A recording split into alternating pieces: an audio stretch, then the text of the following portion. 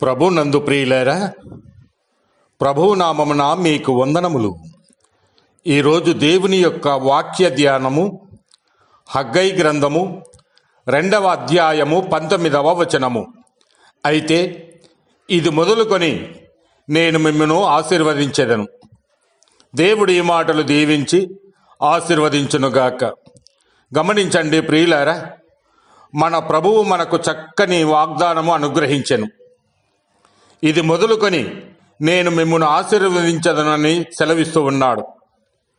ఈ లోకంలో ప్రతి ఒక్కరము దేవుని నుండి కోరేది దీవెన లేక ఆశీర్వాదం. ఏ భాషలో ప్రార్థించినా, ఎవరు ప్రార్థించినా మమ్మును దీవించుము, మా బిడ్డలను దీవించుము, మా సంస్థలను దీవించుము, మా పాడి పంటలను దీవించుము, మా సమస్తము ఆశీర్వదించుము ప్రభువా అనే ప్రార్థన చేస్తాం. అయితే దేవుని దీవెనలు మనము పొందుకోవాలి అంటే కొన్ని షరతులు ఉన్నాయి.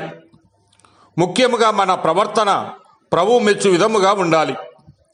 హగ్గై గ్రంథంలో మనం గమనించినప్పుడు మీ ప్రవర్తనను గూర్చి ఆలోచించుకొనుడి అని 5 పర్యాయంలో వ్రాయబడి ఉన్నది. ఈనాడు అనేకులు కష్టము చేసి జీతము సంపాదించుకొనినను జీతము చినిగిపోయిన సంచిలో వేసినట్టుగా ఉండటానికి కారణం వారి ప్రవర్తన సరిలేకపోవడమే. దేవుని యందు భయభక్తులు కలిగి ఆయన త్రోవల యందు నడుచువారందరూ వారి చేతుల కష్టార్జితము అనుభవించదరని కీర్తనాకారుడు సెలవిస్తూ ఉన్నాడు. కనుక ప్రియమైన సహోదరి సహోదరుడా, మనము దేవుని యందు భయభక్తులు కలిగి చక్కగా ప్రవర్తించుట ద్వారా మనకు మనమే కాక ఇతరులకు కూడా ఆశీర్వాదకరముగా ఉందుము.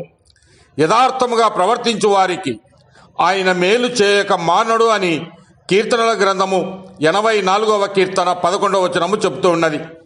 యోసేపును బట్టి ఫరో ఇంటి వారిని దేవుడు ఆశీర్వదించిన విధముగా మనము దీవించబడి అనేకులకు దీవెనకరుగా ఉందాం. దేవుడు మిమ్మల్ని దీవించి ఆశీర్వదించునుగాక.